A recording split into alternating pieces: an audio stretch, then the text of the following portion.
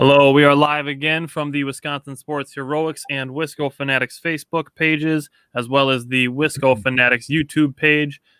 Jake and I are the Wisco Fanatics, back on our normal Wednesday. We want to thank our sponsor, Parker Johns, for sponsoring the show. If you need game day food, that's the place to get it. I think what kind of slides under the radar is how good their pizza is, actually, if I'm being honest with you. Their pizza is actually really good.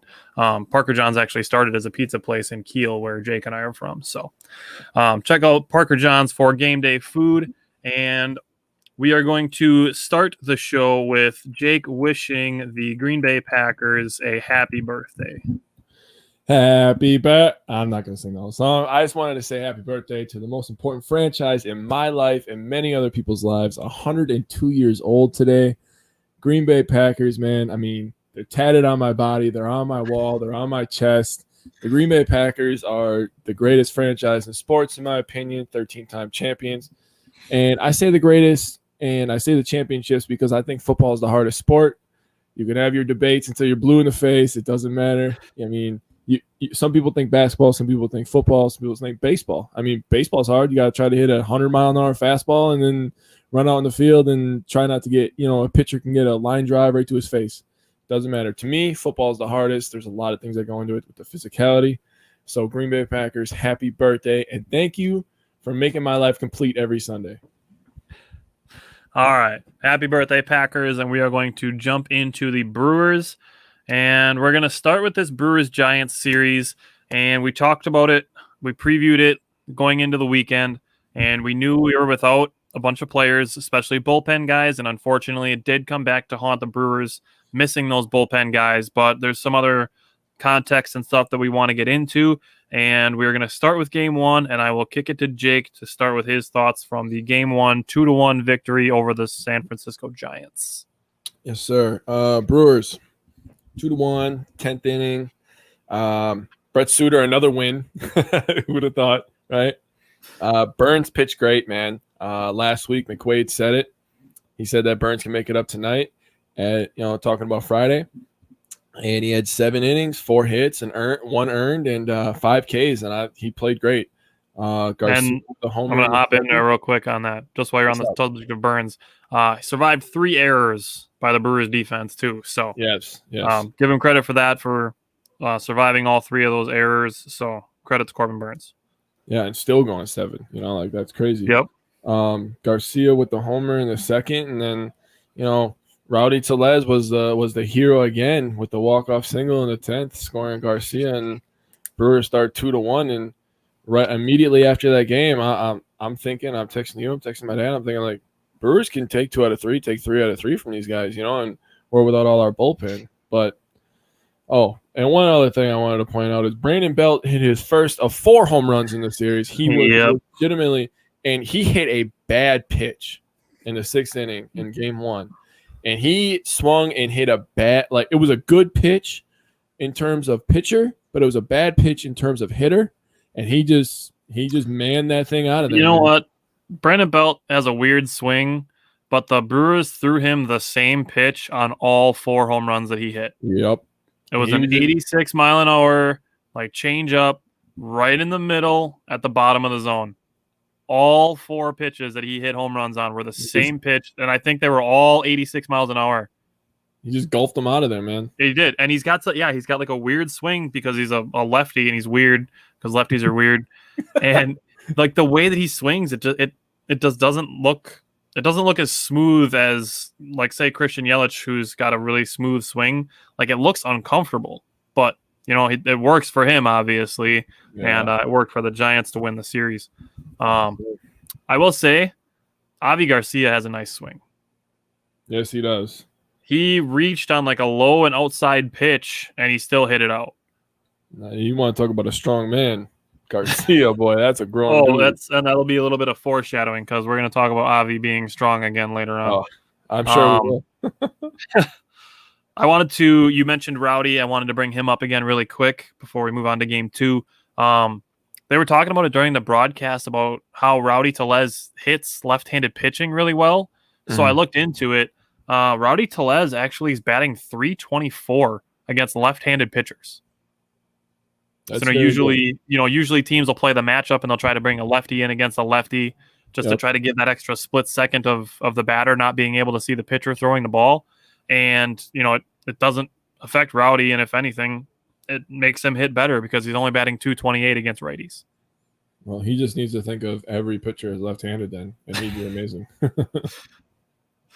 Yeah, and I mean that's something that Craig Counsell can use to his advantage. If he's got a guy batting left-handed in the lineup, and he's got a left-handed pitcher on the mound, and they have that 3-batter minimum rule, and you can pinch hit Rowdy Tellez, and he can drive you in a run for a walk-off hit to win the game. So, It's been clutch. I'll say that. last thing I want to say about this game, the Brewers did win, but you got to get more than 5 hits, especially if you're striking out 11 times. You got to just put the ball in play. Yeah, I agree. All right, let's move on to game 2. This game sucked. Like the Brewers could have, should have won this game. Yeah. For multiple reasons. I can think of 3 reasons the Brewers should have won this game, but I will give you the chance to bring up your thoughts before I list off my 3 reasons I think the Brewers should have won. Well, here's your first reason, I'm assuming, is 8 of the Giants' 9 runs came from the 9th inning or later, so 9th through the 11th inning, because this game went 11 innings. Scoring got started early. Adames, RBI double. It was 1-0. Belt comes back, hits his second of his 4 homers.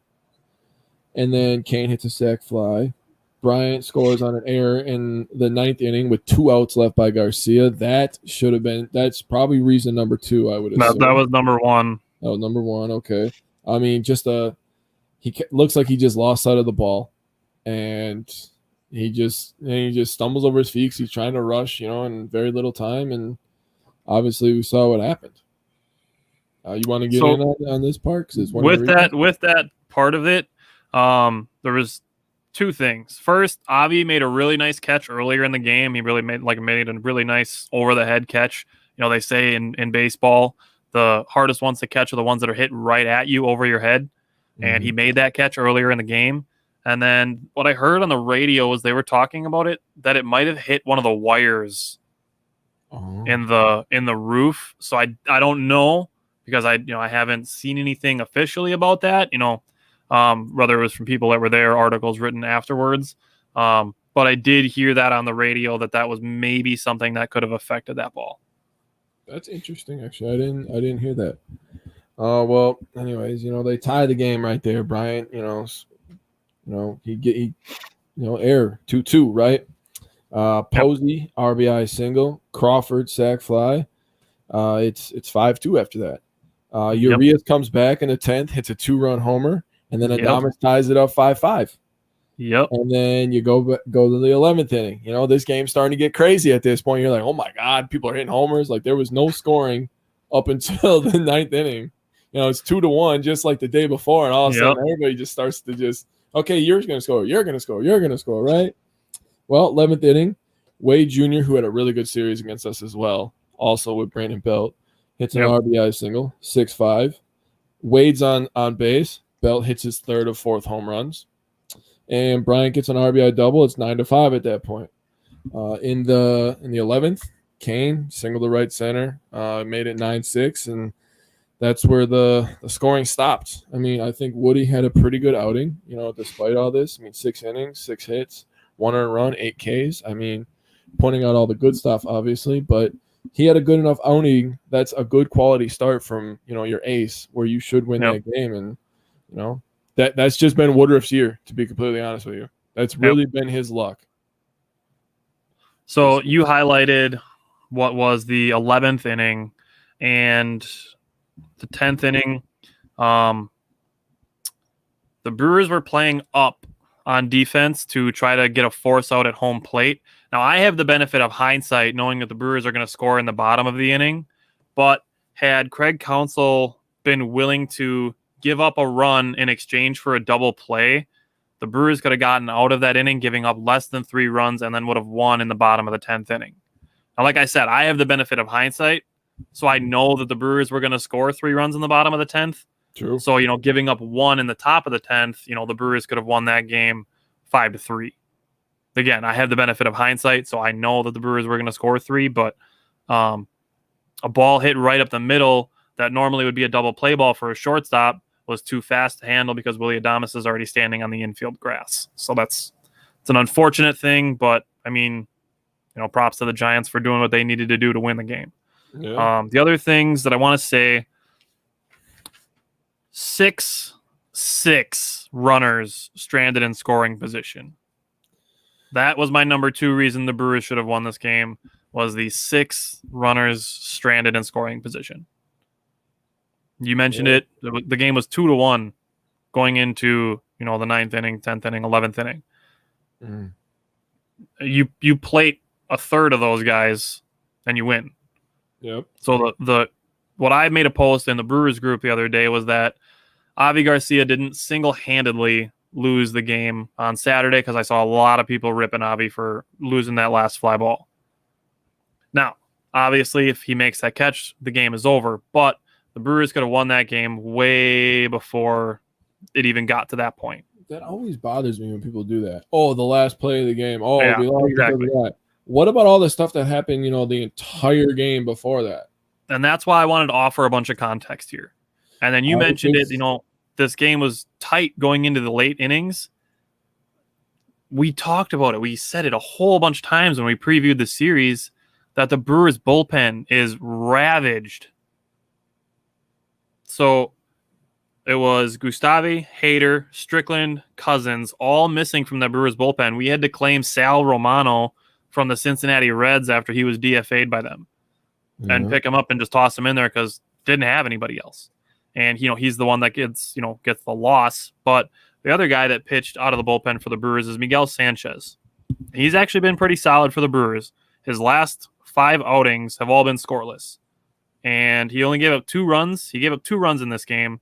And his ERA before that was down to 2.16. So he's pitching pretty well, all things considered. Just not everybody's perfect 100% of the time. Yeah. Josh Hader's not perfect 100% of the time. Brad Boxberger has been really good this season. He's not perfect 100% of the time. No, but he has been very good. But Miguel Sanchez has been pretty solid. Yes. So Sal Romano is probably going to be gone. They'll probably either DFA him or just straight up release him. But the good news is Hunter Strickland and Cousins are back. So we have some of our bullpen back, and they were used last night, actually. But we are going to let's move into game 3. Christian Yelich is back on the starting lineup for game 3, so we do have Christian Yelich back. So that's good to see. He pinch hit in that second game. Didn't really do anything, but back in the starting lineup for game 3. Then I will kick it to you to talk about game 3. Okay, so another game, back-to-back days. Brewers gave one away.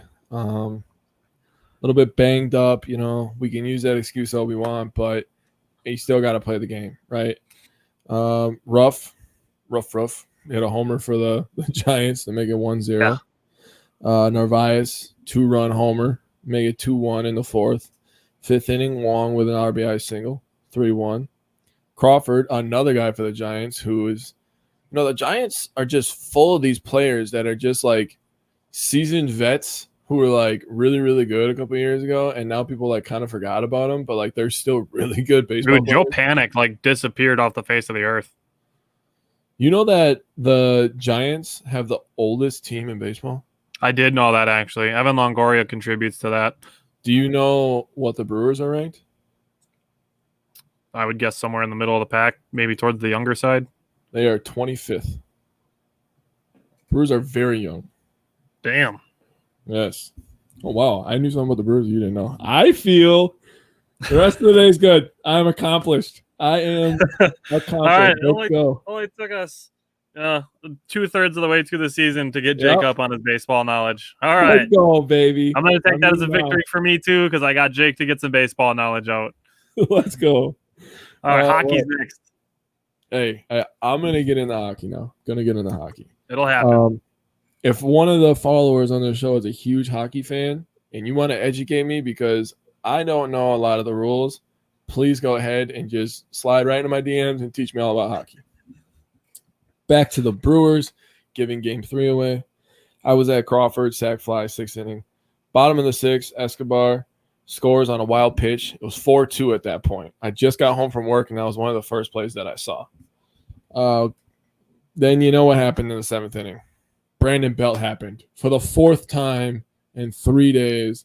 I'm like, I saw him hit the homer, and I was like, are you kidding me, man? Are you effing kidding me, man? Like, I was about to just lose my shit.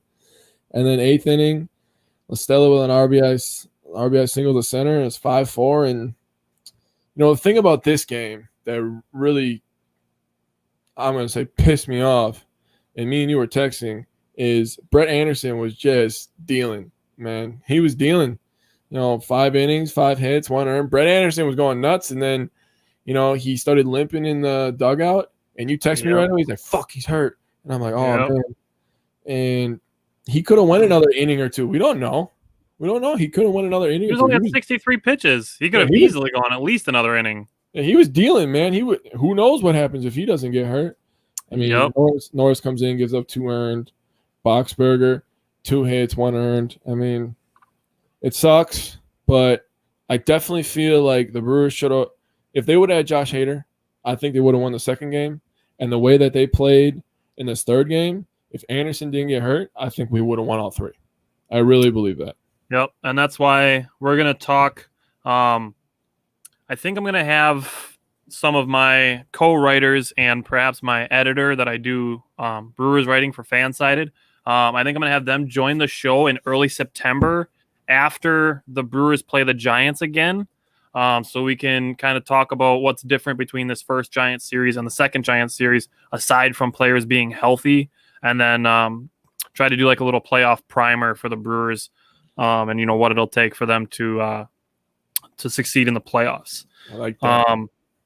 It's tough between Curtis and Norris.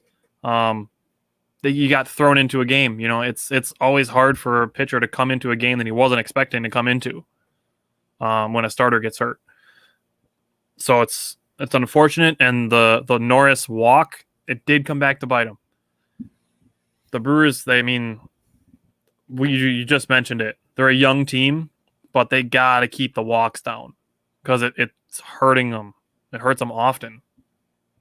They got to keep the walks down, and with that comes the pitch count thing that I talk about a lot. You got to keep the pitch count down. That's what's going to allow these starters to get deeper into games. Mm-hmm. That said, I just said a guy like Miguel Sanchez hadn't given up a run in his last 5 games. Boxberger had been 7 outings since his last earned run, 7 2/3 innings since he'd given up a run.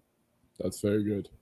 So you can't just throw guys under the bus and say Boxberger sucks because he gave up a run. It's like, where were you for the last 7 games where he's been lights out?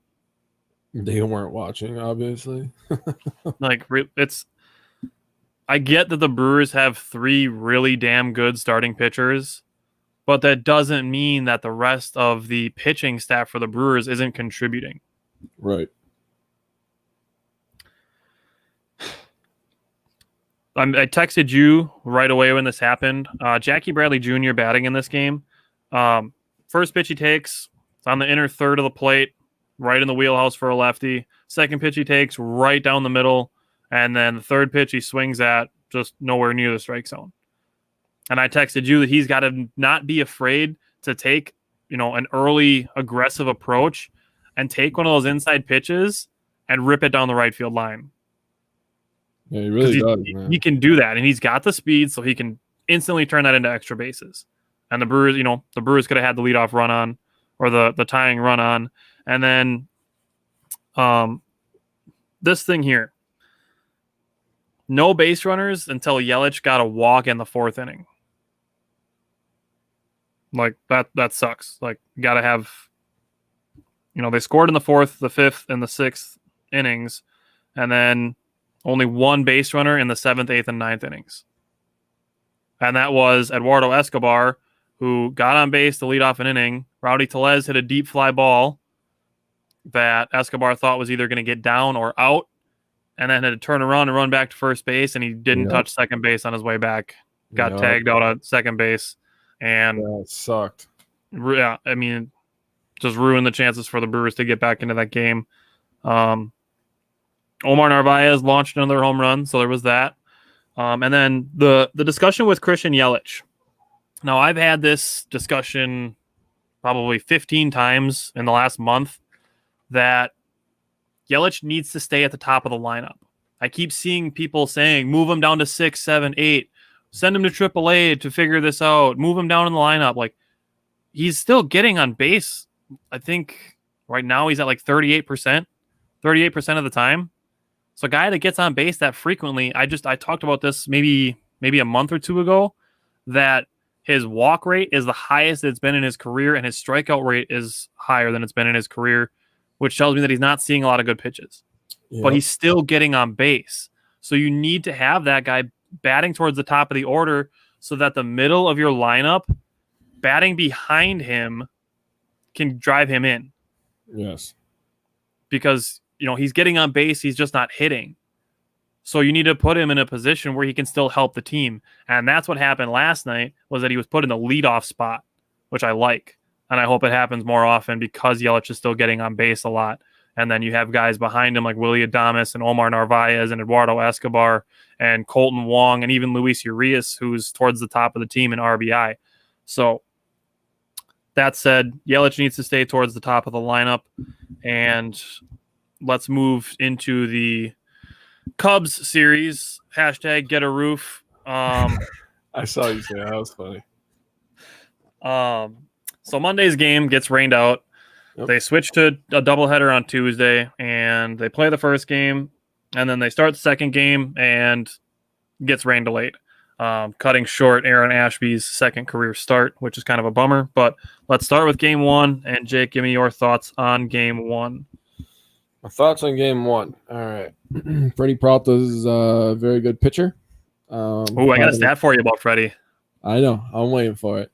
5 1/3, 5 hits, 2 earned, 8 Ks, 89 pitches. That's not bad, man. That's pretty efficient. Yep. Wisdom hit a home run for the Cubs in the third to give him a 1-0 lead. He leads all rookies in the majors in home runs, which is pretty cool. Right. I mean, it's the Cubs, so fuck him, basically. Nobody cares. Yeah. Adames, another home run. Love that guy. And I love Willy Adames. Here's where we're going to talk about Garcia again, because he hit a monster bomb. Dude, he launched that ball. For that was probably the epitome of him, his perfect timing with the pitch, all his power, just everything, just 457 feet, just knocked the hell out. It was maybe with the wind. I heard it's windy in Chicago. I looked it up, and it was was the second longest home run of his career. Was it really? Okay, I didn't know that. Oh, what was the longest? Did they say? What's that? What was the longest? I think I saw 471 was his longest. Holy freaking hell, man! Wow, that is a long way to hit a baseball. Kane hit a homer in the sixth. That was nice. My father-in-law, he loves Lorenzo Cain. I don't know what it is about him, but I mean, I love Lorenzo Cain too. But he doesn't watch a lot of Brewers baseball with me. So whenever the Brewers are on and Lorenzo makes a catch or he gets a hit, I swear to God he gets a hit every time he's watching. So I'm going to make him watch all the playoffs. But he's just like, I like that guy. He picks a guy on every team, right? The Bucks, Brewers, Packers. Brewers, it's Lorenzo Cain. Packers, he likes Aaron Jones. He loves Aaron Jones. And on the Bucks, he loves Pat Connaughton. And he loves Drew Holiday too. But he loves Pat Connaughton. He's like, that little white boy. I like that little white boy. Even Cody said it in the comments. Lorenzo Cain is one of his favorites. You can't not love Lorenzo Cain. Lorenzo's a good guy, man. Just he's got kind of that Giannis feel to him, where like he's genuine, Yeah, that's how I feel. All right.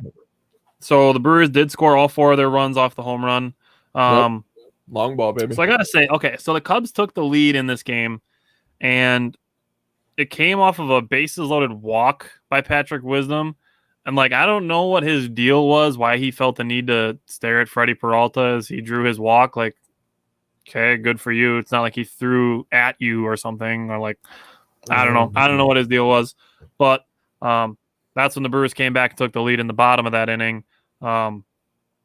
And after that walk, Tyrone Taylor made a really nice catch down the left field line to end that threat. So here's my stat about Freddie Peralta. Here we go, baby. He's now second. The streak is active. So this stat, Randy Johnson leads in this stat. And it's the most consecutive games with more strikeouts than hits allowed. And the record is Randy Johnson, who has 25. Now, Freddie Peralta's active streak is at 21. Okay. Freddie Peralta, 21 consecutive games with more strikeouts than hits allowed. So Freddie Peralta is doing his thing. I saw Freddie Peralta's stat today. I don't know if you saw the same one. I think I sent it to you. I don't know. Which one did you see? It was the lowest opponent batting average, minimum 20 starts. Did you see that one? And he also leads baseball in hits per 9 innings. Dude, he's a stud, bro. Fastball Freddie, all-star Freddie, whatever you want to call him. That's my boy. Call him Freddie Curveball because he's got a real nice curveball too. Freddie Fastball because he throws like 97. All right. Last Devin thing I want to Williams do. Getting up there at 98 fucking religiously now, man. But that changeup, man. I could talk about Devin Williams' changeup all day. Yep. Devin Williams is the last guy I want to talk about. It's so good. He got himself into a jam. He got the bases loaded with 1 out, but he worked out of it. That he threw a changeup to Wisdom, just absolutely made him just look ridiculously silly. I don't know if you follow Milwaukee Brewers highlights on Facebook. They showed the highlight of Wisdom swinging. His bat is back all the way around his shoulders after swinging before the ball even comes through. The thing about that at bat is he started him off with a changeup, and he was thinking fastball, and then he gave him fastball, and he was thinking changeup. So he was just all messed up from there. And then he went changeup. I think he went fastball after that, and then that final changeup, and he just made him look silly. It was bad. He found the release point. If they were talking about it during the game, and he found the release point of that changeup, and it was fucking nasty. Devin Williams' changeup is disgusting, and I will say it every day until I die. And then after that headband, dude. Yeah, right. And then after that, the very next batter, Dykeman, strikes him out with a 98-mile-an-hour fastball. Perfect name for a Cubs player, by the way. Sorry, it was just too perfect. So, yeah, Devin Williams gets the bases loaded, turns in back-to-back strikeouts, one on his disgusting changeup and the other one on a 98-mile-an-hour fastball for his second career save. So it's 2 weeks in a row we get to talk about Devin Williams getting saves. All right. Yes, and then game 2, they get 2 innings in, and then they get a rain delay. # get a roof. Yes, sir. So let's talk about game 2. So I'd like to apologize because I was ahead of myself. I said that Wisdom got the scoring started in game 1 with a home run. He did not. He got the scoring started in game 2 with a home run. Game 1, he had a RBI walk. Yes. Game 2, 4th inning, he had a homer. Then it was 1-0. And then the Brewers decided to play some offense in the 5th inning. I want to point out your boy, Luis Urias, had 2 hits during the same inning. Yep. That inning, yes. He started going crazy. JBJ hit a double that scored Urias. It was on base. Yep. Yelly grounded out to the pitcher that scored JBJ, take the lead. And then right after that, it was Narvaez single, Escobar single, Tellez single, and Urias again with a single. And the lead went from 0-1 to 6-1 in 1 inning. I was like, whoa, what the hell? I get home from work because I work late, and I turn on the game, and I'm trying to stay up. I'm like, oh, I'm exhausted. But, man, that was really fun to watch. One thing I wanted to point out, Brewers used 7 pitchers. You talked about how Ashby got his start cut short. It was Ashby, Strickland, Curtis, Sanchez, Cousins, Perdomo, and Suter. Suter got his first career save. So first time he did. That. He's just doing it all. Yeah, guy gets wins. He pitches 80 miles an hour. He's the funniest guy on the internet, and he locks things down, baby. Gotta love it. He's got to save. On to you, buddy. All right, now Brent Suter has a save, so he's doing it all. Save. Brent Suter for MVP. We'll see. All right. So I want to say, I want to give Aaron Ashby some credit because he's going to be really damn good. He has a nasty slider that looks damn near unhittable at times. Slows it down to like 83 miles an hour, 82 miles an hour. And then he throws a 97 mile an hour fastball. So Aaron Ashby is going to be real good. Might see him in a relief role in September when September call-ups roll around. But, you know, if a spot start is needed with Hauser and Lauer still being on the injured list with COVID, maybe they keep Ashby up for one more start. But his stuff looks great. So would you say that Ashby's the new Corbin Burns? Remember Corbin Burns a couple years ago? He came but up. He's lefty. He's the new lefty Corbin Burns. Yeah. I mean, sure, you know, I'll give you that. Standards. He's kind of the new Corbin Burns, but Burns started out and he was in the, you know, in the bullpen and stuff. So then you brought up Hunter Strickland, who is back from the COVID list, as is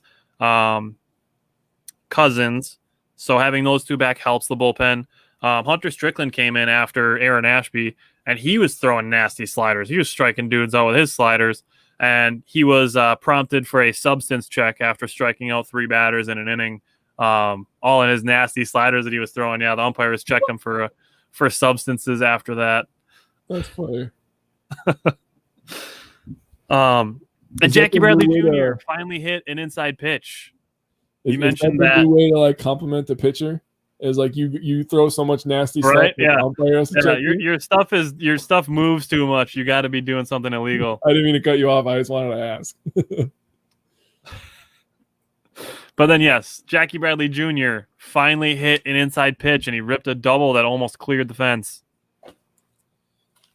Finally. So I'd like to see a little more aggression out of Jackie Bradley Jr. instead of waiting until he's down in the count and then swinging at a horrible pitch. And then one other thing I want to bring up, I don't know if you were watching at this point yet, Brian Anderson's tarp commentary while they're pulling out the tarp onto the field. Courtney and I sat and watched it while they were bringing the tarp out and just listening to Brian Anderson's comments about them bringing the tarp out and giving, you know, going through all the instructions of how you bring out the tarp.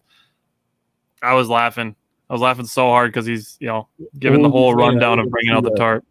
What was he saying? Well, he's talking about, he's like, yo, you got to roll it out. You got to flatten it out. And then he's talking about pulling it up. And then you get the second fold is really where it comes in. You got to get the technique down right. And then they get the tarp stretched out. And then he's like, no, there's too much air under the tarp. That's not going to work. You got to get all those air bubbles out of the tarp. And he went on for like 5 minutes giving tarp rolling and extending commentary as they were bringing the tarp out onto the field. You watch enough baseball games, you'll know. I enjoyed it. I thought it was funny. All right. Do you have anything else Brewers related? They do play tonight and tomorrow against the Cubs yet. So they're still playing against the AAA team from Chicago. So I just expect them to win a bunch of games. They should win both of the next 2 games. And then we'll be back to, you know, major league competition. Yeah. Well, we play the Pirates next, right? Yep. That's not major league competition either. So the series after that is when we get back to major league competition. I think we play the Phillies after that. No, we play the Cardinals, I think, right? Maybe that's what I saw. I saw red. Yeah, I think we play the Cardinals because we have a bunch of games coming up against the Cardinals. We haven't played them at all. We've been playing the Reds. We had a bunch of red teams coming up. Okay, so it's Pittsburgh Friday through Sunday. They have an off day Monday, and then Tuesday through Thursday is St. Louis, then Washington, Cincinnati, Minnesota, and then we're on to that next Giants series that we're talking about. And I looked into the Giants, by the way. We can go a little bit foreshadowing here. The Giants, 9 of their last 18 games are against the Padres, who's a good baseball team. They still have another series against the Dodgers. And they're going to be fighting for a playoff spot. Yep. They still have a 3-game series against the Dodgers, and they still have a 4-game series against us. That's a lot of tough games remaining for them. I mean, they play the Diamondbacks, and then I think next they play the Rockies. So they have some easy teams in their division. After that. All right. Well, nothing else Brewers related. We're gonna move into some fantasy football tips here. Jake and I have been playing fantasy football probably like 10 years by now. So we want to give some tips and then some sleepers at the offensive positions. You want me to go first, or you want to go first? You go first, man. All right. We're just going to go in order, right? Like quarterback, running back, wide receiver, tight end. We're going to do tips first, and then we'll do sleepers. Oh, tips first? Okay. Well, Yep, is that the order? Is that the order you want to go with the players? Yeah. When we get there. We'll get there. All right. You go first. All right. My first tip for fantasy football is to chase targets. And my reasoning for saying chase targets is to keep an eye on the targets, is to see who quarterbacks develop chemistry with on their rosters. And this especially applies if, a guy gets hurt. Whereas, something like Miami last year where Tua Tagovailoa had a guy get hurt and then moved on to his next wide receiver, you want to find the targets that those wide receivers are getting, because those are the guys that he's going to be looking for when he's in trouble. Similar to the relationship that Devontae Adams has with Aaron Rodgers. When he's in trouble, he's looking for Devontae. So you want to find that guy on teams, especially pass-heavy teams, obviously. So if you see a guy getting 10, 11 targets a game, that's something you want to keep an eye on. So chasing targets is my first tip, and I will let Jake give his first tip. Okay, click my button. Here we go. My first tip is stock up on wide receivers. This is not popular with a lot of people, but with PPR leagues, you're going to draft your top guys right away, correct? Your running backs, you're in PPR, you're going to draft your running backs that receive the ball and run the ball. Yep. So my opinion, I do this all the time. I win a lot of fantasy leagues. I'm not trying to brag. I'm just trying to help you out. Maybe make it a little harder for me not to win. But I always stock up on wide receivers, especially late in the draft. There's always those rookies, or there's a second-year guy that, was working really hard and, he's on the jugs machine, he's running routes, Where you find the sleepers. You got to find those young guys, like you said, with your analogy, but you got to stock up on wide receivers late in the draft. That's my opinion, because there's going to be one guy that nobody thought about that ends the year with 60 catches, 800 yards, and 10 touchdowns. And you're like, God damn, where the hell did that guy come from? I wish I would have. I think I have a good wide receiver sleeper that you can find later in drafts. Oh, yeah. I mean, my guy's kind of boom or bust, but you got to stock up on those wide receivers, people. I'm telling you. All right. So my second tip is to check the waivers early. Now, I always had a really easy benefit with this because I always got up super early in the morning for work, is that waivers usually process at like 3 a.m. So you can go hop on those waivers right away. And the two things that you can do is to A, pick up players that nobody else has picked up yet. And B is you can look at the players that your league mates have dropped. And that's definitely something you want to keep an eye on, to see not only who was picked up, but look who your league mates drop, because they could be dropping, backup running backs for guys that are 3-down backs. They could be dropping, a quarterback that could be useful, or, wide receivers who may not be, number one on a depth chart, but could be thrust into a bigger role, whether it be injuries or, say, a bad defense, which is going to lead to my quarterback sleeper, a team that's going to need to score points to keep up in games because they don't do a very good job of preventing points. So my second tip is to check the waivers right away in the morning. Not only look at who was picked up, but also to look at who was dropped by your league mates. So I'll kick it to Jake for his. Okay. So my next two tips kind of go hand in hand. So if you want to click my button for me real quick. Right. Okay. So my third tip. There we go. Now I got the second one. Correct one. All right. There you go. You got to draft quarterbacks in round 6 or earlier. Okay. I'm telling you, people, quarterbacks are the end-all, be-all to your team. You need a Mahomes. You need a Rodgers. I mean, there's guys like, you could draft a Brady. He scores a shit ton of points now. He's on the Buccaneers. They just like to bomb that baby deep. They got all the wide receiver weapons. I mean, Justin Herbert's going to be a hot take this year. There's a lot of good quarterback play. The NFL has set up for more scoring. So you got to draft your quarterback early. You got to get that guy in there, especially 2 quarterback leagues. Yeah, if you're doing 2 quarterback leagues, you should probably be drafting a quarterback in the first round. Yeah, you got to take one early, man. All these people, they're like, oh, I'm going to take the sleeper. They don't draft a quarterback till the 10th round. Well, you wonder why you have the first overall pick. That's why, buddy. Got to draft quarterbacks early. I think my favorite quarterback for fantasy football this year is going to be Josh Allen. I'm going to be completely honest with you. It was not popular with a lot of people. I took Cam Newton late a lot of years because nobody wanted him. And the second year that I ever drafted him was his MVP year. And then I started drafting quarterbacks earlier and earlier because people started catching on. Oh, man, Jake's getting 50 points from his quarterback. Yeah, that's how I win all these games. And Tyler said it in the comments that, you can draft a quarterback in the 6th round or later in a 1-quarterback league. So there's, Jake is saying this is his tip. Now, for me, I personally like to punt the position because people like to grab quarterbacks early. And the thing that happens is that once somebody grabs the first quarterback, then everybody's grabbing a quarterback right after that. And what you can do is benefit from that. And you can grab, a running back or a wide receiver that might not have been available to you. So this is kind of a tip within a tip here, is that you want to be the person that starts that run. Yes. You don't want to pick a quarterback after 3 quarterbacks have gone off the board because, the next 2 rounds, 3 of your league mates aren't looking at quarterbacks at all. So for me, I like to punt the position to the later rounds.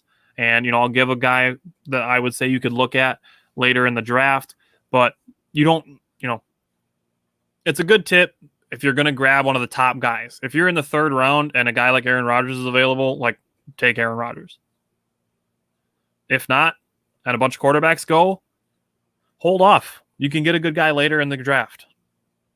So that leads me to my 3rd tip, which is running back depth and production is the hardest to replace, especially the way that fantasy football has gone in the last 5 to 7 years, where the running back by committee has gotten more popular, especially when a guy who's a 3-down back gets hurt and then, the team just abandons the 3-down back and, chooses to operate a running back by committee. This is something like the San Francisco 49ers have done this the last couple of years. You never knew which guy was gonna get the production. But you look at a team like the Saints, and that Alvin Kamara is playing every down. He's getting a look in the running games. He's going to look in the passing games. So this is something that Jake brought up when I was telling him my fantasy tips was that drafting handcuffs. If you draft, say, an Alvin Kamara in the 1st round, later in the draft, grab Latavius Murray. Yes. Mike Davis last year, after Christian McCaffrey got hurt, became super valuable in fantasy football. He won a lot of leagues for a lot of people, man. So, those 3-down backs looking later in the draft, grabbing their backups. I'm going to give one later on that actually applies to our team. But running back depth is the hardest thing to replace and running back production. So if you have one of those guys, a Kamara, a Dalvin Cook. You draft Dalvin Cook and he gets hurt, like he's done in his career, and you don't have, Alexander Madison on your roster, you're going to be looking for a guy to hopefully give you 9 points in a week. You're going to be hurting. Yeah. So you want to keep an eye on that running back depth, especially later in the draft. If you can draft, the locked and loaded handcuffs, a guy like Alexander Madison, Latavius Murray. Those are the guys that you want to draft later in the draft. Yes. So I will let Jake do his 3rd tip. So Tyler's tip, my tip before this one all ties into my 3rd tip, which is 3 of your first 4 picks should be running back. Fantasy football is really running back centric, in my opinion. If you get a top guy or 2 top 15 guys, 2 top 10 guys, you're going to be sitting real pretty. Doesn't matter who your wide receiver quarterback is. You get 2 good running backs, you'll be really good. You get a Christian McCaffrey and say you get an Aaron Jones, you're feeling real goddamn good. I'll tell you that right now. Dude, Antonio Gibson should be on everybody's radar this year. Antonio, yeah. If he's not, then I don't know. You're drunk. I was so glad I got him last year. He was really good last year. And he has a better quarterback, more consistent, I guess I will say, is the word I'll use, quarterback play. Another year under Ron Rivera. Just his toughness just goes throughout that entire team, and Antonio Gibson just runs people over. And okay, so with that too is Washington has a really good defense. So what they want to do is slow the game down. They're going to try to, limit the amount of points you can score. And then when they're on offense, they want to run clock. Yep. So they're going to run the ball a lot. They are going to grind you down. That's what they're going to do. So, all right. My point, draft a lot of running backs early. And then when you get to that sixth round, grab your quarterback. Your team will start to take form after that. Yep. Look at that. Even Tim in the comments. Yep. Had him in 3 leagues, Gibson. Antonio Gibson, if he can be your second running back, be happy. Yes. All right. My fourth tip. All right. My fourth tip is don't be afraid to trade. Now, I'm going to say this first before I give my reasoning why. You don't want your team at the end of the year, your final roster, to look like your draft board. People get so, all right, I'm going to use kind of a inappropriate term, but I'm going to say it. It's people get after the draft, they start roster baiting. They get so excited, like, "Oh my god, my draft was the best. Nobody's team is as good as mine, and I'm going to keep the same team the entire year." Don't do that. Don't be that guy that gets so excited that you start roster baiting. Like, don't be that guy when it comes to fantasy football. I've seen it so many times that a dude's like, "Yes, this is my team. Nobody can touch any of my players." That said, is when you do trades, the easiest way to decide if a trade is good or bad is you want to make sure that you are getting the best player in the deal. So if you're trading, say, 4 guys for 2 guys, but one of the guys you're getting is DeAndre Hopkins, like, that's a good trade. Obviously, if you're trading, Devontae Adams and 3 other solid players, it's not a good trade. But if you're trading like 4 decent players for 2 damn good players, that's a good trade because you're going to plug those 2 guys in. You're going to get more points from one position, and then you can put another player into your roster. So that was my fourth tip, and I will let Jake give his fourth tip that I think is stupid. So go. So going off what you said about the people drafting their teams, I remember in one of my leagues, I'm not going to out my friend, but he was like, "Oh, man, I love my team. My team's so damn good. I drafted all these players." I'm like, "Man, I really hope that you like them because you walked up to the board and wrote all their names down. You wrote all of their names down on purpose for a reason. Like, I sure hope you like them." But all right, yes, I did pick this tip kind of in spite of Tyler because we were talking about doing this. He was just very passionate. I said draft a kicker. I'm half serious, half not. I've always drafted a kicker. I'm not saying use the first 10 rounds on a kicker. But whenever I've drafted a kicker, I always get one of the top dogs. Last couple of years I've been drafting the Saints kicker, Will Lutz, before he got hurt last year. But he's, I always get 15, 17, 20 points from my kicker, and that sometimes I can swing my games, man, honestly. I play in a lot of different leagues. Some leagues I play in, they're 2 quarterbacks. Some leagues give a lot of bonuses. Some are individual defensive player leagues. But I've always thought that drafting a kicker is, something that people kind of overlook. I always try to go with Justin Tucker because, he's just the best kicker in the league. Yeah, there you go. Wilkins beat you to it. He commented it as you said it. I mean, he's not. That's not true. I mean, Mason Crosby played in the number 1 scoring offense last year. He scored a lot of points. What, did Brandon McManus have a game last year where he had like 19 points? Yeah, there's a lot of good kickers out there, man. Usually what you go for when you draft a kicker, Google the top 5 scoring offenses in the NFL, look at their kickers, go from there. Pick one of those guys. That's why I always took the Saints, because the Saints always scored a bazillion points. Bass from Buffalo. Oh, yeah, Bass. I forgot what his first name is. Who the hell does Jay have on one team? I have Mahomes, Murray, Allen, and Brady on one team. It must be like a 4-player league. Who the hell is in your league, dude? Oh, my gosh. I'll get in that league with you. Maybe we should do a Wisco Fanatics Fantasy Football League. That'd be fun. That would be pretty cool. I'd be down. We might have to put that out there. I don't know. I know Tim would be in it. I don't know if he wants to smoke. It'd be fun. It'd be fun to do a followers league. That'd be fun. Jay, you got to come in this league, man. After talking that, man, you ain't getting all those players on one league. I'll tell you that right in this league. I already said Josh Allen is mine. I called dibs. All right. So now that Jake's dumb kicker tip is done, I'm going to move on to my fifth tip, which is to check your lineups right before game time. And this not only applies to your lineup, but also check your league mates' lineups. Injury reports, definitely something to keep an eye on, especially when players are coming to game time decisions. And what you can do with this is by checking lineups 5 to 10 minutes before game time, and this applies to the mainly the first set of games, is because after the first set of games, most of your roster gets locked. But you can do this by checking injury reports. I'll use Dalvin Cook as an example again. Let's say that Dalvin Cook is a game time decision and he gets ruled out at 11:45, 15 minutes before game time. If you have a roster spot open or a guy on the bottom of your roster that you took a flyer on, that you kind of just picked up and said, hey, maybe he'll turn into something good, or, a backup running back or something like that.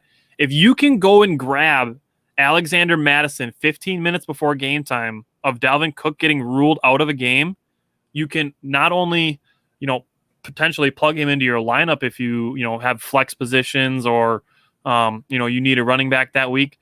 But not only does that help you, it hurts your league mates. It takes out 20 points of production that he was going to get from Dalvin Cook that was going to transfer over to Alexander Mattison. That not only does that potentially give you a big boost, but it cuts a huge leg out of your league mate. Even if you're not playing against him, points scored is usually the first tiebreaker in a record. If records are tied, points scored is usually the first tiebreaker. So preventing your league mates from scoring points is still of interest to you, even if you're not playing them head to head that week. So check your lineups right before game time to keep an eye on injury reports and game time decisions is my last tip. And I will let Jake do his last one. All right. This last tip is the biggest tip I can give you, people. I know we're all Packers fans. I know we hate the Bears. I know we hate the Vikings. The list goes on and on. We don't get along with a lot of teams. San Fran, blah, blah, blah. Yep. Do not draft with your heart. Listen, man. When I was a little kid, I can go back. I could look at all my Yahoo leagues, all my ESPN leagues, and I could look at all my teams. I drafted all Packers players. You want to know where I ended up? Last place. My first player I ever drafted, first overall, was Javon Walker. He was the entire reason I got into fantasy football. I love Javon Walker. I got into fantasy football because of my dad. I remember my dad buying the magazines, and I remember my dad drafting Todd Pinkston. And dude, my first team was literally all Packers. Brett Favre, Ramon Green, Donald Driver, all that stuff. But I will say, Montgomery for the Bears, he's a good running back. He's gonna score fantasy points. Yeah, he's gonna especially if Justin Fields is that guy. If he can, do any damage to the air, Montgomery will be a monster this year in fantasy. Yeah. With the Vikings, Dalvin Cook, he's one of the best running backs in the league. Justin Jefferson's a good wide receiver. Yeah. Allen Robinson, he's a stud. There's players on all the teams, Don't be afraid to draft, rival players. You're trying to, make your wallet bigger. You could deal with, everybody loves football at the end of the day. So don't draft with your heart, draft with your head, because that's going to make the right decision. All right. So that being said, Jake and I wanted to give some sleepers. We thought about doing, locks and sleepers, but you know who the locks are. If you're playing fantasy football, you should know who the locks are. If you don't know who the locks are, I would question why you're playing fantasy football in the first place. You don't need us to tell you that Patrick Mahomes and Aaron Rodgers and Josh Allen are good quarterbacks, and that Alvin Kamara is good for you in a PPR league, or that Christian McCaffrey's the best running back in the league. Like, you don't need us to tell you that. That being said, we're going to give some sleepers. We're going to do quarterback, running back, wide receiver, and tight end sleepers. And I'm going to kick it off. Actually, you know what? I kicked it off for tips. We're going to let Jake kick it off. You can kick it off. Start with your quarterback. Yeah, you started. My first sleeper is a super sleeper. Okay, super sleeper. I like it. This is if you don't want to draft a quarterback. Go against my game plan because you think that I'm a dumbass or something. I don't know. But the Jets have actually put together a pretty nice, young, exciting team around Zach Wilson. They have a nice offense, actually. They redid the whole left side of that line. They drafted Tucker out of USC at left guard. They got Becton, who's just ginormous at left tackle. And, for receivers, they just brought in Corey Davis. They got Denzel, Corey Davis, Crowder. And they got Tevin Coleman at running back. And Tevin Coleman is going to be trying to, put some respect back on his name. And then he's actually – he just got reunited with Saleh, 49er ties. So, excuse me. Zach Wilson is an exciting guy. Some people are, comparing him to Johnny Manziel, saying he's a little bit of Joe Burrow. I think he's going to be somewhere in between. I really do. Plus, the thing about Zach Wilson that is different from some other young quarterbacks, he doesn't have a veteran behind him that's going to be taking snaps away from him if he plays bad. That's how I feel. True. So Zach Wilson, good or bad, is going to be getting all the snaps, and he's going to put up good or bad numbers. I think it's going to be more good than bad. Zach Wilson, I think, is actually, besides Trevor Lawrence, my favorite quarterback in this draft. I think he's got a lot of potential. And I will say Tevin Coleman is one of those guys. He could be a sleeper in a PPR league, a point per reception league. Tevin Coleman's actually a pretty decent dual threat running back. He's not Christian McCaffrey, Alvin Kamara, Aaron Jones. He's not that, but he's a guy that can give you a decent running production and 3 or 4 catches. Might not seem like a big deal, but 3 catches for 20 yards adds 5 points to your score. So I'll say that. My quarterback sleeper is Derek Carr because he plays in a division with a lot of high-scoring teams. The Chargers are going to score a lot of points this year. The Chiefs score a lot of points. The Broncos. Everything outside of quarterback is very good. If I were the Broncos, I would start Teddy Bridgewater, but that's just me. But with Derek Carr, he's got some really good receivers. He has a good running back in Josh Jacobs, but after that, their backup running back, Jalen Richard, just got hurt. So, Josh Jacobs has had some injuries in the past. So their running backs are kind of shaky.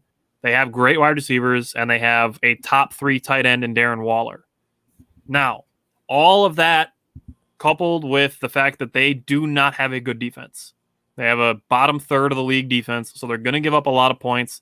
So they're going to be trying to play keep up with their good passing weapons. So Derek Carr is my sleeper quarterback. You could grab him 6th round or later and, have solid production from the quarterback. He was actually last season in the MVP discussion at times. It wasn't often, but he's a guy like Ryan Tannehill. He's a guy that people aren't thinking when they're thinking of good fantasy football quarterbacks, but can actually give you some solid production. I mean, the case for Derek Carr, he plays with one of the best tight ends in the league. He has a good running game, and he takes a lot of deep shots. So that is the whole case for Derek Carr. All right. I'm going to let you give your running back sleeper. All right. So running back sleeper is a guy that could have been a sleeper last year, could have been a sleeper the year before, Miles Sanders. He's got a new head coach. And head coach, he was in KC, he was on the Chargers, he's on the Colts. And what's the trend that they had? They all use their running backs, right? He could be a dual threat guy, even though last year for the Eagles was just bad. Just injuries. Wentz was just terrible. Wentz was awful. Turning the ball over every other time he touched the damn thing. So I'm gonna give Miles Sanders a pass for last year. He had a terrible catch rate. But to me, he is a dual threat. He's a 3-down type. He can run between the tackles. And the thing that he's getting back is that dominant right side of that line. Brandon Brooks, Lane Johnson, and, they got Kelsey up the middle at center. I mean, I know they're aging, but they're still very good offensive linemen. So he gets that back. And when Hurts became the starter the last 5 weeks, he averaged 17 points per game, 17 to 19 points per game. So Miles Sanders is one of those guys that can be your third running back, and you'll be happy. You could have a Miles Sanders, he could pop off for 24 because he gets the ball in the end zone a couple times. Miles Sanders is he's a unique guy. I think he's too talented to be down where he is. All right, so I'm going to get my running back sleeper, contrary to Jake's tip of don't pick with your heart. But my running back sleeper is A.J. Dillon. Reason being for this is last year during Packers season, I mentioned it a lot, the way that Matt LaFleur likes to use his running backs is that he likes to at times limit their workload to keep them healthy for the end of games and healthy for the end of the season. So there will be times where A.J. Dillon will spell Aaron Jones, and he'll get a series full of carries where Aaron Jones will sit out an entire series and A.J. Dillon will play the whole series. The other thing that I think really benefits A.J. Dillon is that he is going to get a majority of the goal line work for the Packers. He's a big guy when you're at the 1 yard line and you need somebody to punch it in. You put in A.J. Dillon, he's going to run everybody over. He's going to run everybody over. And if somebody tackles him, he's just going to lift him up and carry him in. So A.J. Dillon will definitely be a touchdown vulture at times to Aaron Jones. So kind of, temper your expectations with Aaron Jones a little bit because I really think A.J. Dillon is going to get a lot of goal line work this year. So A.J. Dillon is my running back sleeper. And I will kick it to Jake for his wide receiver sleeper. So my wide receiver sleeper, staying with the Green Bay Packers, is the biggest boom or bust player in the entire NFL. He really is. Boom or bust. He's boom because he led the NFL and had the most 40-yard touchdowns last season. And he's bust because he probably had one of the highest drop rates last season. But if he holds on to the damn football, this man's going to put together some nice stats. This guy could legitimately have 50 catches, 1,000 yards, and 11 touchdowns. I mean, he had 33 catches for 690 yards last year. Imagine if he doubles that. That is a monster year. 33 more catches. That's almost 1,300 yards and 12 touchdowns. If he just doubles that alone. He led the NFL. This is a weird stat that I looked up. Distance of target.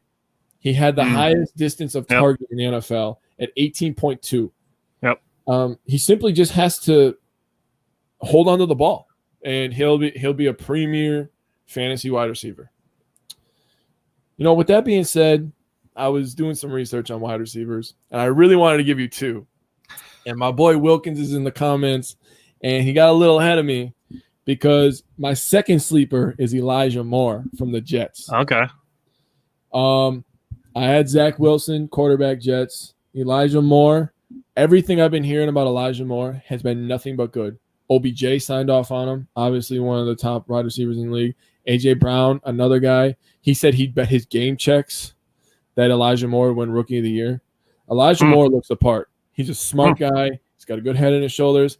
And, you talked about camaraderie between teammates. That Aaron Rodgers and Devontae Adams connection. Yep, that chemistry. I think rookie to rookie, and Elijah Moore is a slot, so he's closer to the line. He's closer to the quarterback. Yep. He is an Ole Miss product.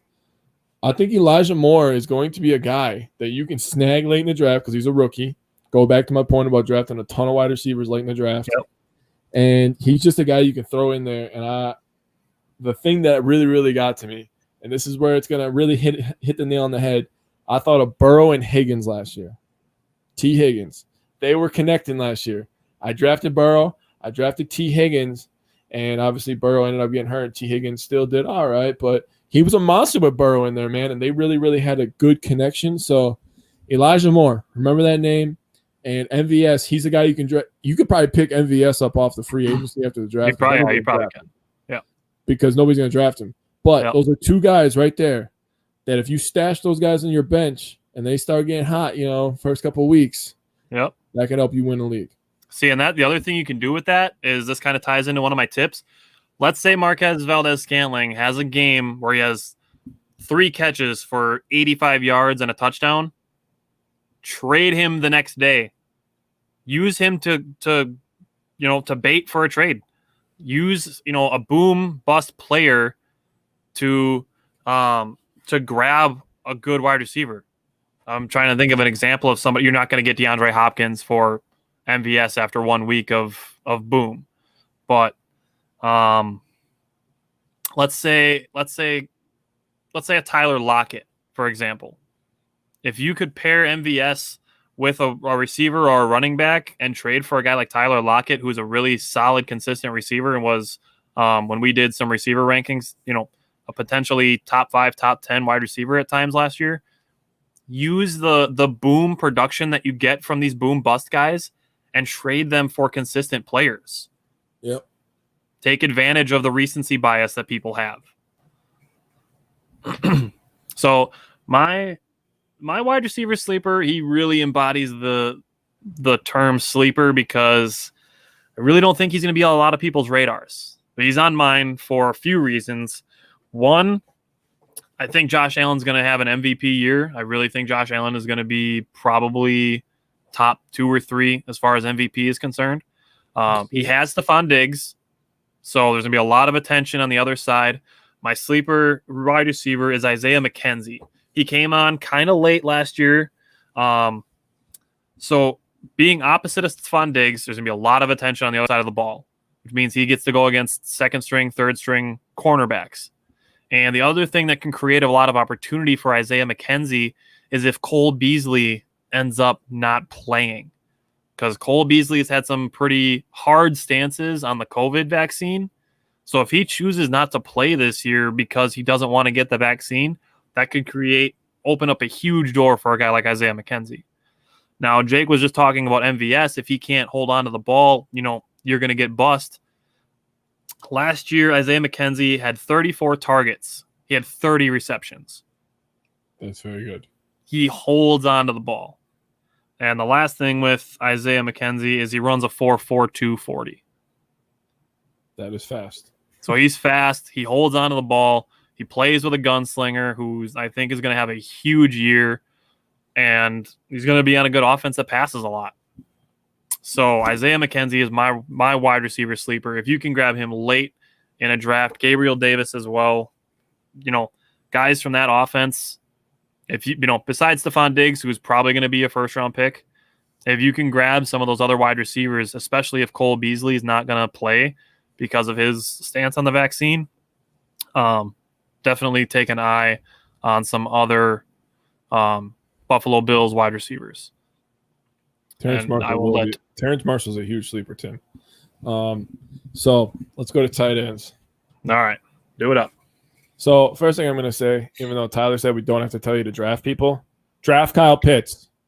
Draft Kyle Pitts. They just got rid of Julio. That man is going to get targets on targets on targets. He is going to who am I thinking of? He's probably going to be the number 1 receiver in that offense. Yeah, Calvin Ridley's pretty good, but he'll get he had an off year last year. But he's going to be the new George Kittle. Kyle Pitts is going to be the new George Kittle. That's not my sleeper. My sleeper is Mike Gesicki, tight end, Miami. He had a really, really, really huge week 2. And then after that, he kind of fell off. And then he became consistent, 10 points here, 12 points there. But that was with 2 different quarterbacks. What I saw with his splits is he got more looks from Tua. I forgot to write down the number of targets. But, people are going to be scared to draft him because of the addition of Jalen Waddle. But what I still think is Jalen Waddle is just going to be the deep threat kind of guy. And Gesicki stretches the field down the middle. He's a tight end. They might keep him close. And Tua still is a developing quarterback. And where do developing quarterbacks go? They do a lot of checkdowns to the running backs and to the tight ends. So I think Gesicki could potentially be a good, PPR guy. He could be a guy that has 8 catches for 50 yards. And, that's a pretty good day out of a tight end. And he'll give you a good chance at a touchdown. Yeah, and he is an athlete, man. He can run. He's a big, giant gazelle, and he makes some really nice one-handed catches. So Mike Gesicki is going to be a nice pick, really, really late in the draft because a lot of people – I don't think a lot of people are going to be looking at Mike Gesicki. When I was looking at tight ends, you have your guys, right? You have your top-end guys. I could have easily put Robert Tonyan in here, but I didn't want to put another Packer, Robert Tonyan is going to be a guy that's slept on but not slept on, My tight end is going to kind of relate to Robert Tonyan in a way. Okay. And my tight end sleeper is Anthony Ferkser from the Tennessee Titans. I almost did him. There's so many reasons for this. So first reason, I'm just going to throw it out there to relate to Packer fans, is you can see when a team has a good running back how just insanely wide open a tight end can end up down the field when everybody's looking in the backfield. The Tennessee Titans have Derrick Henry. A lot of teams are going to have their eyes on Derrick Henry. You can put in Anthony Ferkser, and then, he's a good blocking tight end, just like Robert Tonyan, and you hand the ball off 3 times in a row to Derrick Henry, and then the next play you play action. And Ryan Tannehill is actually a pretty good play action quarterback. And Anthony Ferkser is just going to be wide open. Packer fans have seen it work with Robert Tonyan, the effect that play action can have for a tight end. Robert Tonyan had 10 touchdowns last year. Just out of nowhere, just scored 10 touchdowns. So Tonyan had a very high catch rate last year too. That said, you mentioned that you were talking about the Jets. Corey Davis is now a Jet. So A.J. Brown is the only, stud wide receiver left in Tennessee. And Jonnu Smith, a guy who had a pretty solid fantasy production last year, is now in New England. So, there's definitely opportunity in that offense for pass catchers. So my tight end sleeper is Anthony Ferkser from Tennessee. So pretty good sleepers. We got some deep sleepers, man. Dude, Isaiah McKenzie's a real deep sleeper. Like maybe last pick of the draft sleeper. Like if your draft is 12 rounds and you want to follow Jake's strategy of drafting a kicker, say draft a kicker in the 11th round or the 10th round, draft your defense in the 11th round, and then in the 12th round, grab Isaiah McKenzie. Man. All right. I like it. And Jay said Julio Jones is injury prone. So, that Tennessee offense, there's going to be opportunity, especially with no Jonnu Smith. Jay, I'm not touching a single player on the Saints unless Alvin Kamara. That is the only human being. Because Michael Thomas drama, you don't know who your quarterback is. If it ends up being Winston, he's going to turn the ball over. You know that for a fact. Yep. If it ends up being Hill, you're going to be very run-centered. I mean, the Saints are kind of a mess right now. Let's be honest. They still got a very good defense, but they're kind of a mess right now. Yeah, I agree with you. Their backfield is the only offense I would touch, and I would draft Latavius Murray just off of him being Alvin Kamara's handcuff. Yep, 100%. So, is there any other fantasy football related info you want to convey besides the possibility of a Wisco Fanatics fantasy football league?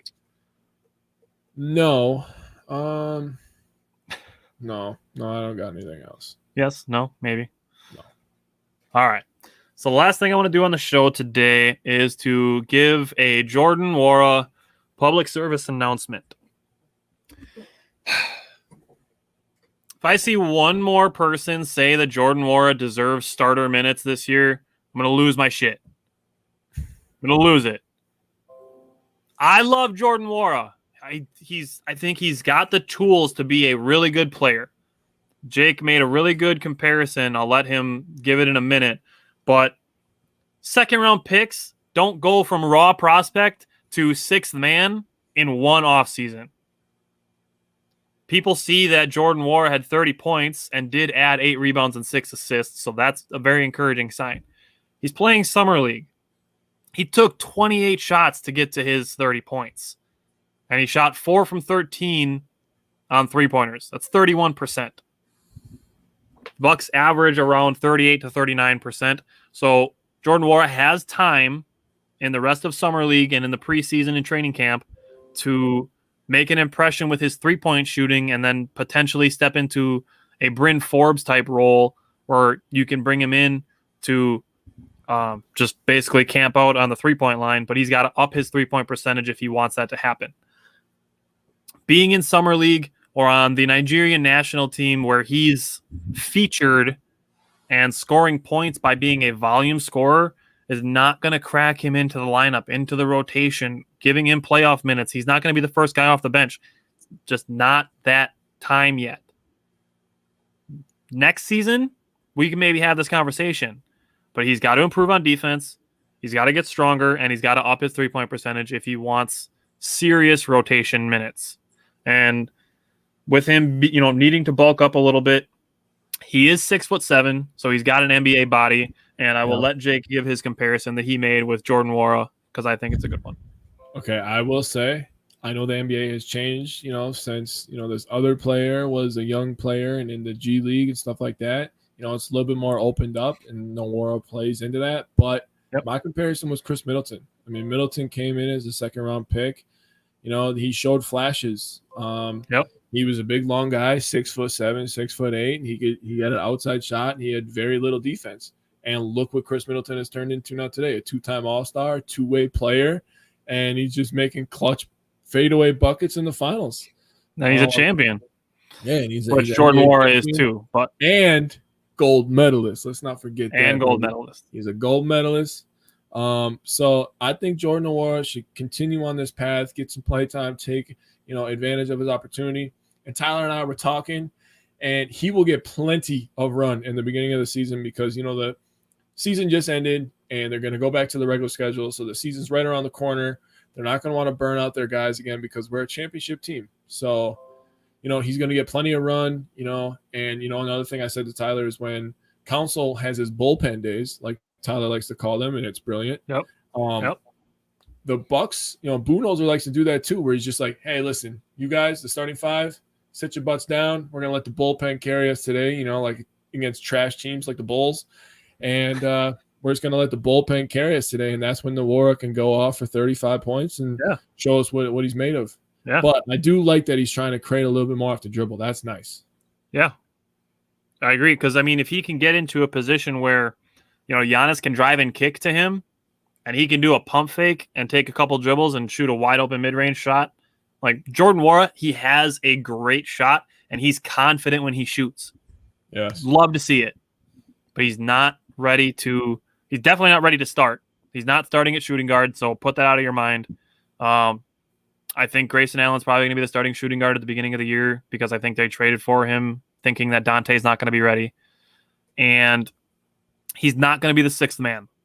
Bobby Portis is going to be the sixth man. Pat Connaughton's going to be the seventh man.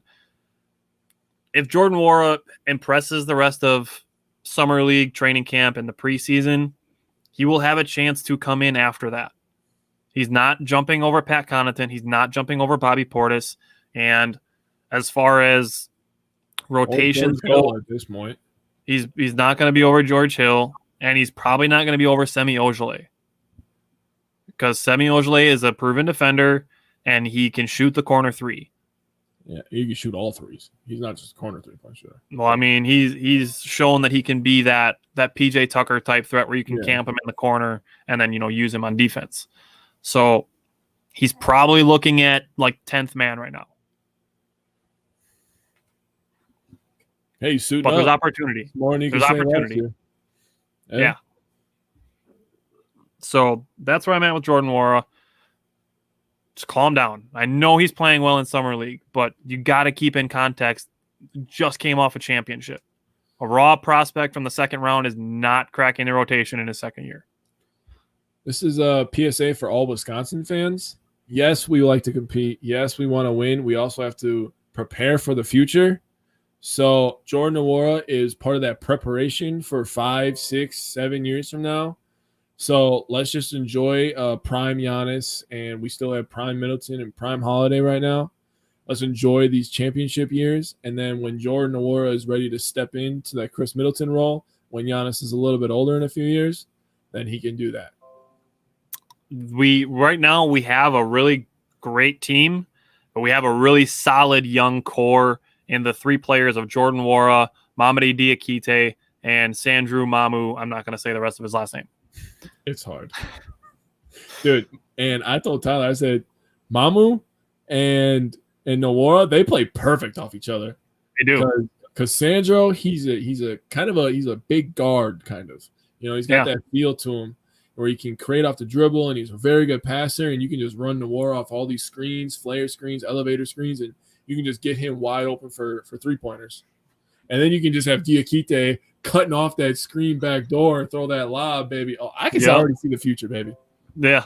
No, I like it. I like it. We got a lot of good young talent, man. That's very exciting. We're going to have to bring out the Own the Future towels again and keep the futures now and then have the Own the Future ones ready to go for 2024. Hey, and maybe former Badger Trice might be part of that. I don't know. I didn't get to watch. I think I saw that he was 1 for 3 in yesterday's game. Okay, I didn't get to see him play much the other day. I think he played like 5.5 minutes from what I saw. Yeah, he might, unless he really becomes a really good 3-point shooter, he's not going to get a lot of burn in the NBA. He's probably going to be. He'll probably be on the Wisconsin herd. Probably, which right in my backyard, basically.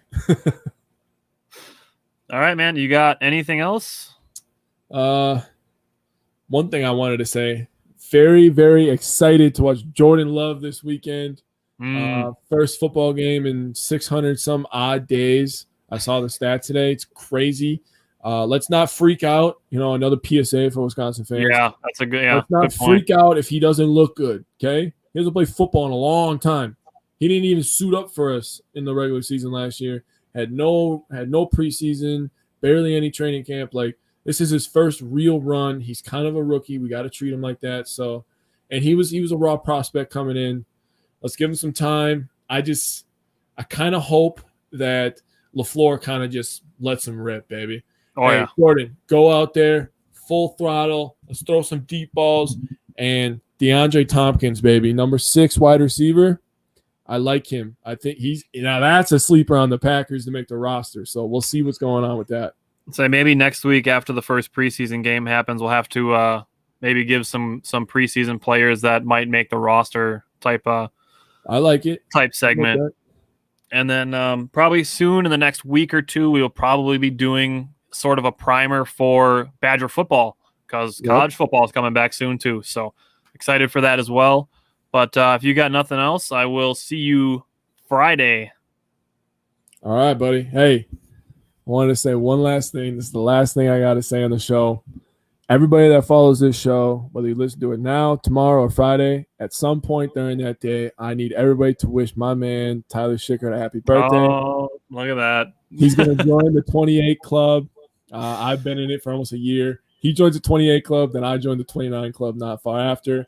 But Friday is Tyler's birthday, so let's all wish him a very happy birthday. And if you're around Kiel, Wisconsin, and you want to come party with us, I do my dad's golf outing during the day. Tyler will be coming down. We take over the city of Kiel that night. So if you want to come join us, I plead the fifth because I will not be this normal human being. But come celebrate Tyler's birthday and come meet all of our friends. We might have to do a short live video because me, you, your dad, and Curtis are all going to be in the same place at the same time. So we could just have all the Wisco Fanatics guests. We will be posting photos, some squad pics, all the boys posting up. And from there on, he said, your sister, happy early birthday. Oh, Krusty. Oh, no. Yeah. I haven't even hit the dirty 30 yet, but all right. Right. All right, man. Well, I will see you Friday for your birthday then, my guy. All right. I'll see you soon, man. All right. Later, buddy.